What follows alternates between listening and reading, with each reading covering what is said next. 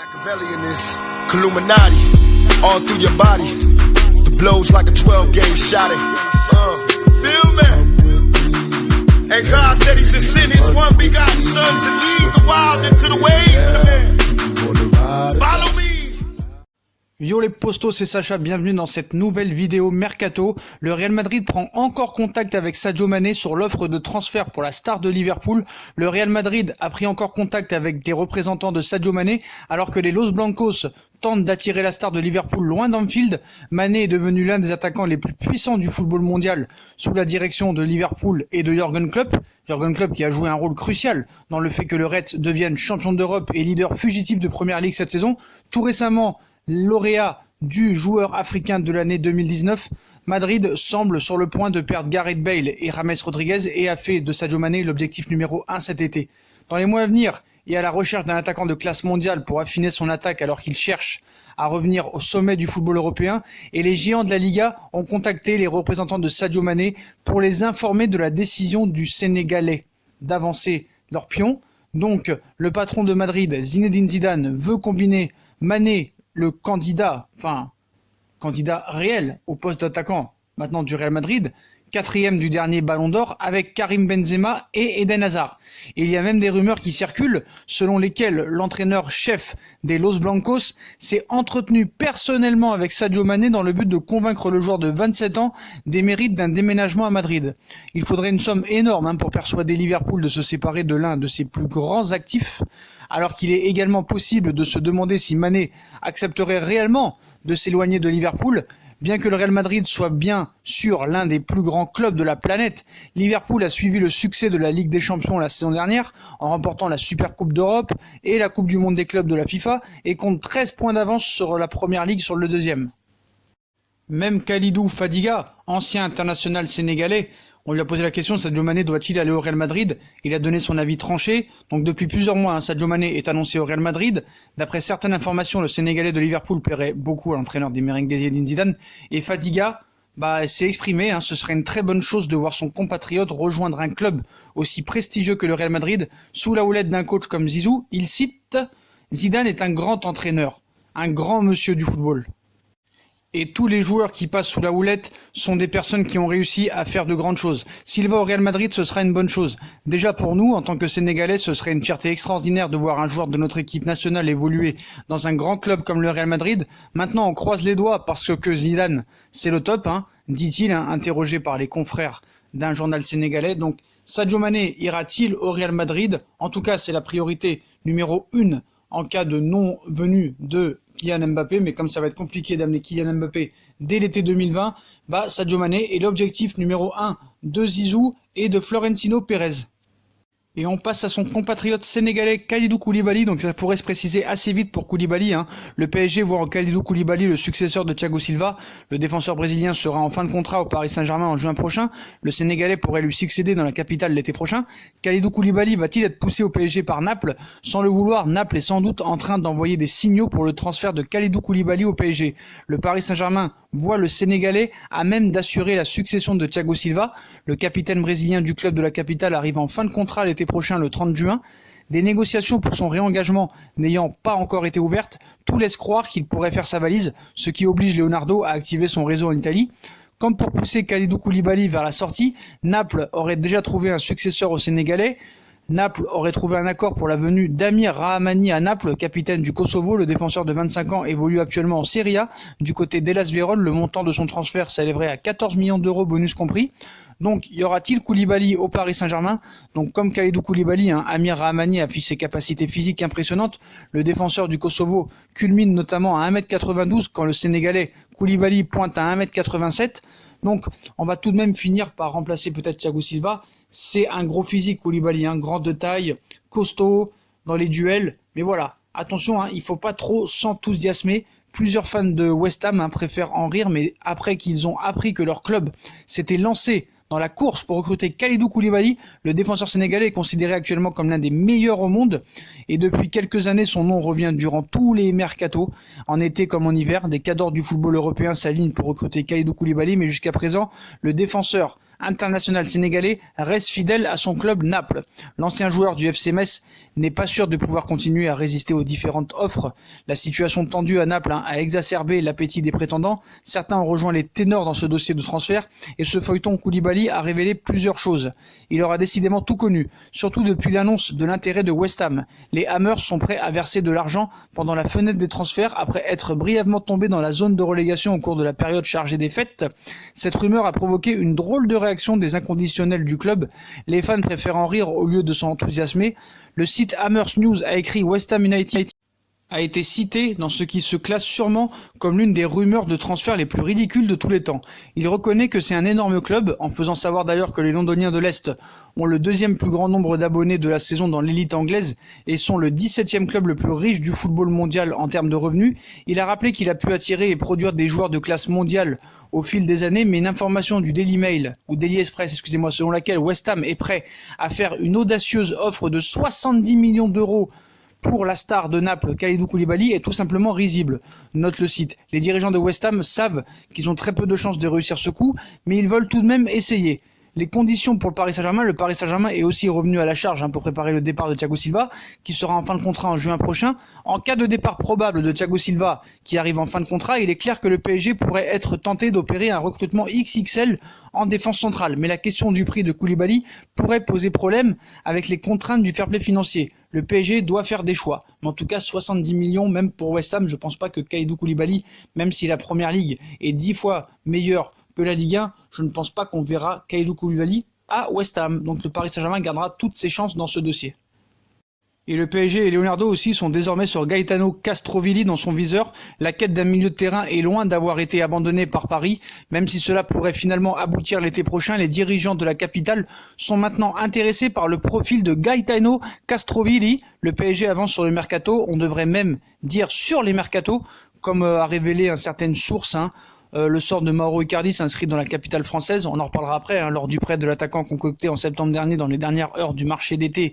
Les contours de son futur contrat au PSG ont été dessinés. En gros, ce n'est plus qu'une question d'heures, de jours ou de mois pour voir l'Argentin s'engager définitivement avec l'écurie française. Durant ce mois de janvier, le champion en titre est à la recherche d'un milieu de terrain. Pas mal de noms ont été cités déjà comme Emre Can, Alan, Lucas Paqueta. Ces trois joueurs n'ont pas tout à fait le même profil, mais une recrue dans l'entrejeu est souhaitée, même si Thomas Tuchel se dit satisfait de son effectif actuel. Seulement en coulisses, les choses bougent un petit peu. Comme souvent, Leonardo prospecte du côté de l'Italie et cette fois-ci, c'est à Florence qu'il s'est arrêté. Le PSG apprécie Castrovilli, mais n'est pas seul. Donc on dévoile ce soir l'identité d'une nouvelle piste. Il s'agit du milieu de terrain de la Fiorentina, Gaetano Castrovilli, 23 ans. On affirme que les dirigeants parisiens sont intéressés par les services de ce milieu relayeur qui a pourtant prolongé son contrat jusqu'en 2024 en octobre dernier avec la Viola. Seulement, un éventuel transfert n'interviendrait pas cet hiver, mais plutôt en juin. Et si le PSG souhaite entamer rapidement des négociations, c'est pour devancer la concurrence. La Fiorentina réalise une mauvaise saison en Serie A, 15e après 18 matchs, mais Castrovilli est l'une des satisfactions. Déjà auteur de 3 buts et 2 passes décisives en 17 rencontres de championnat, il s'est imposé dans le 11 de départ après un prêt de 2 ans du côté de Cremonense en Série B.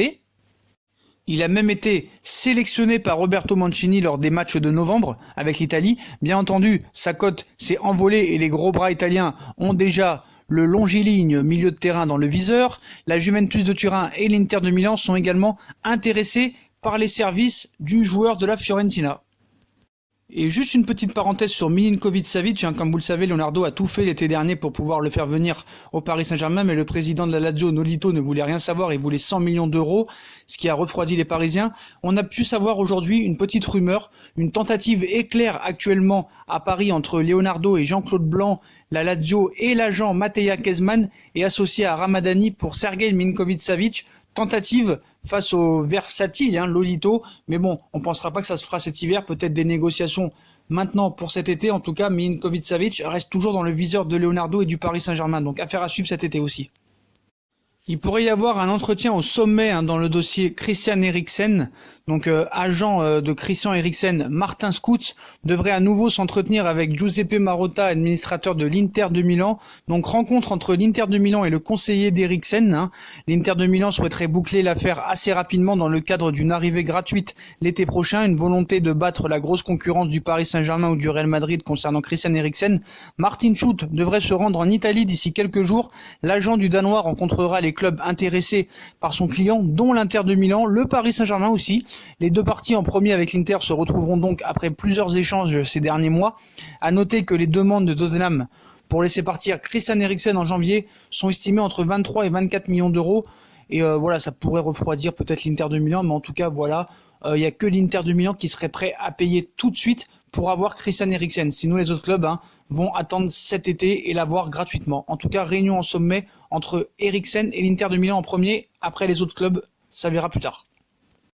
Le Barça a rendez-vous avec Xavi Hernandez pour le poste d'entraîneur. Battu par l'Atlético Madrid jeudi soir en demi-finale de la Supercoupe d'Espagne 3-2, le FC Barcelone a mal débuté l'année 2020. Si on y ajoute le match nul face à l'Espagnol Barcelone en Liga la semaine dernière, 2 buts partout, rapidement Ernesto Valverde a été pointé du doigt.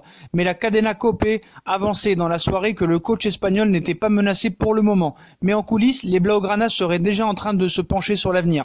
D'après les informations de la RAC1, les dirigeants du FC Barcelone, Eric Abidal, secrétaire technique, et Oscar Gros, directeur général, se trouveraient actuellement à Doha au Qatar pour échanger avec Xavi Hernandez, actuellement entraîneur de Al Sadd, et la possibilité qu'il devienne le prochain entraîneur du club après Ernesto Valverde sous contrat jusqu'en juin prochain. Ce qu'il faut savoir, c'est que Xavi aussi est en contact avec les dirigeants du Paris Saint-Germain, et d'après les sources qu'on a, si Xavi dit oui demain à Abidal et Oscar Gros, Xavi pourrait remplacer directement Ernesto Valverde. En cas contraire, si Xavi refuse le poste pour l'instant, Ernesto Valverde resterait quoi qu'il en soit jusqu'à la fin de saison. Donc demain va être une journée décisive pour le futur du FC Barcelone. Xavi acceptera-t-il? En tout cas, si Xavi n'accepte pas l'offre, peut-être que ça veut dire qu'il ira peut-être au Paris Saint-Germain avec un certain Guardiola. En tout cas, affaire à suivre. Abidal, Oscar Gros est en train de négocier un contrat de 2 ans ou 2 ans et demi avec Xavi Hernandez pour remplacer Ernesto Valverde au poste d'entraîneur du FC Barcelone.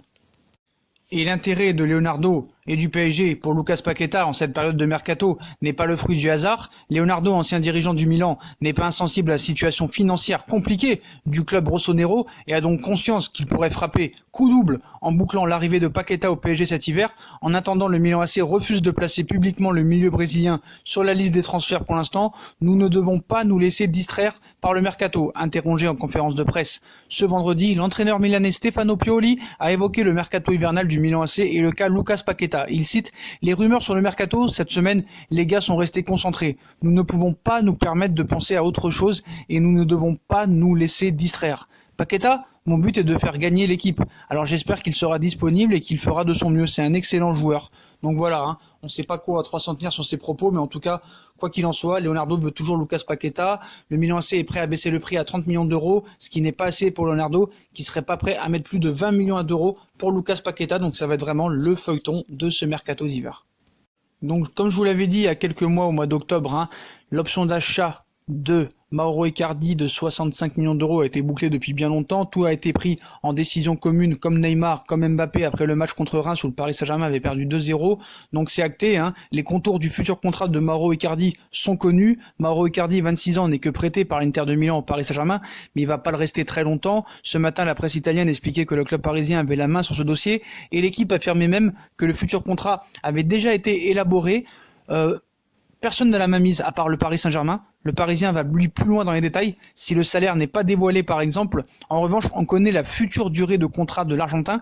Il va s'engager pour 4 ans, soit jusqu'en juin 2024 avec le Paris Saint-Germain.